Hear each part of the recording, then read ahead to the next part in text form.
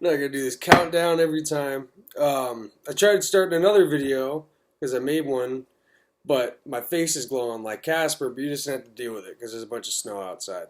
So here we are again. It's been a year. A lot of stuff's happened. All good. Started a business. Got a good woman. Done a lot of shit. Looks like I've aged 20 years, but that's okay. I haven't. We're good.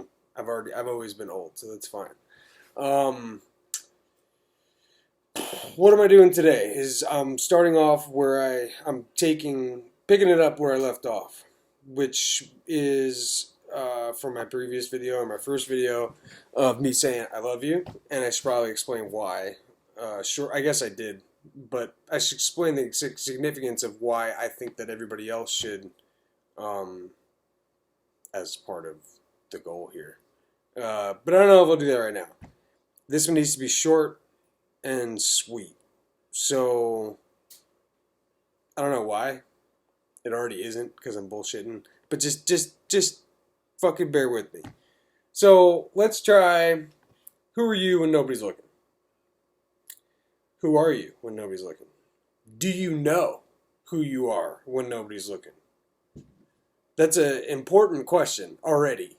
Because if you don't know who you are, how do you expect anybody else to trust you? Because if you're fluid, if you're one way one minute and one way another minute, how could you possibly bear any trust from anyone except based on how good you are? But how good you are generally resides around the fact that you have some kind of morals, which are going to be standardized, which has something to do with who you are. And do you actually adhere to these morals when the shit starts getting rough? What do I mean by that? Like, I don't know, ask politicians when the doors are closed and if somebody from somewhere decides to give them $1 million somewhere, or whatever ridiculous number, for influence regarding their political decision making, are you going to be trustworthy enough to be able to undertake that position where you're not going to be swayed by bribery or, coercion or what the fuck ever?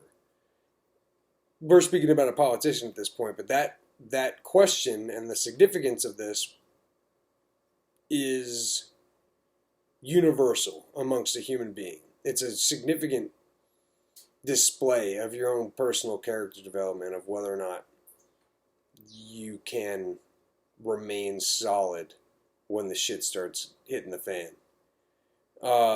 So I wondered this for a long time, especially when you're a kid. Like, Dad, what do I do? If there's trying circumstances in which you're not really sure. It's not quite clear of what the right decision is. Or you could be tempted in one direction, but know you should be doing another thing. That's where we start going there. Bear with me. So, his answer, which was brilliant, was say your name and announce to yourself what you're about to do in your head. And say it out loud. Don't just say it in your head. So say out loud, I don't know if I should say my name on YouTube. I, Grounded Philosophy, are about to borrow something without asking. Am I willing to, which would be stealing. So, am I willing to say that out loud to somebody else? Of like, yeah, I borrow shit without asking. I, Grounded Philosophy, borrow shit without asking. Doesn't that sound like shit? So, maybe you shouldn't do it?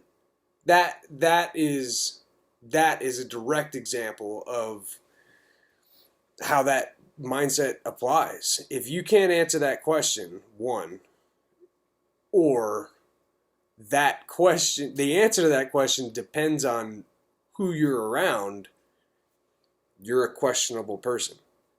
And not a questionable person forever, but you need to be able to acknowledge to yourself that you don't have the answer to that question. Or if you do have the answer to the question and you don't like that fucking answer, are you willing to change it?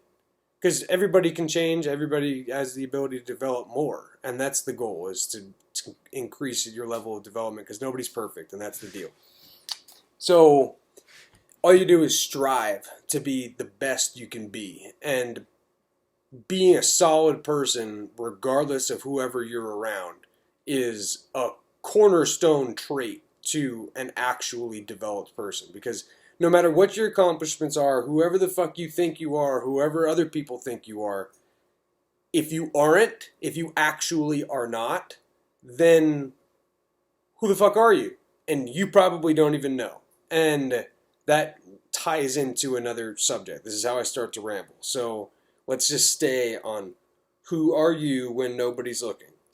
Why is it important? I think I went over that. I have things wrote down here. Why it's not good if you don't care. I think I explained that too.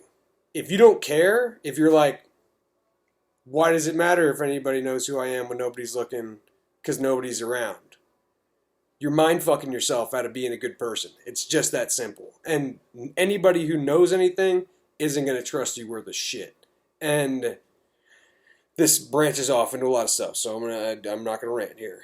All right, I'll stop because I will. So we're trying to remain consolidated here. So who are you when nobody's looking is summed up largely by, are you able to introduce yourself by the traits that you display when you are by yourself.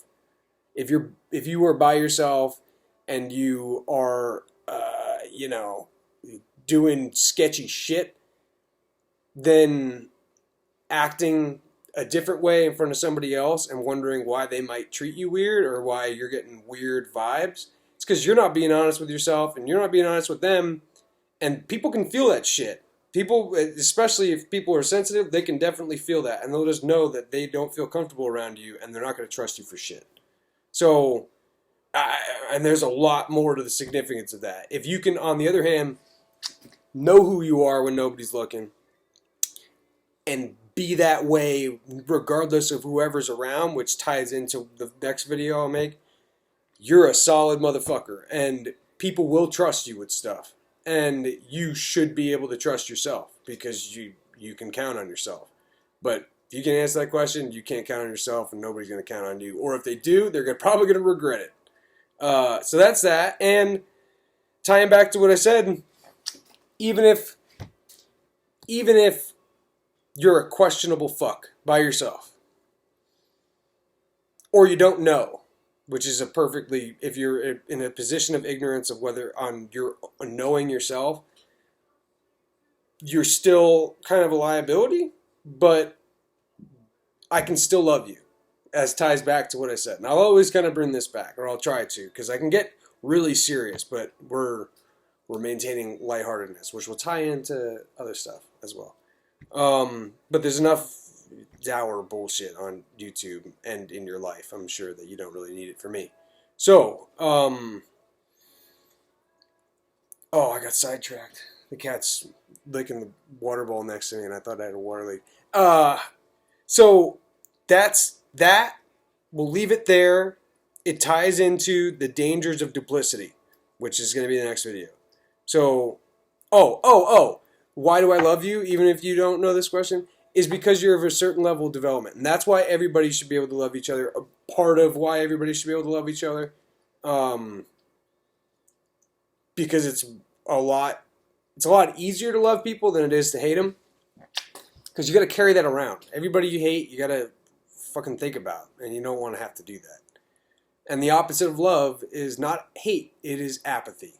So if you don't give a shit, that is apathy. And that is the opposite of love. So consider that. Okay, I'm going to stop it right now because this is already 10 minutes and I'm not doing another one. Okay, I love you. Bye.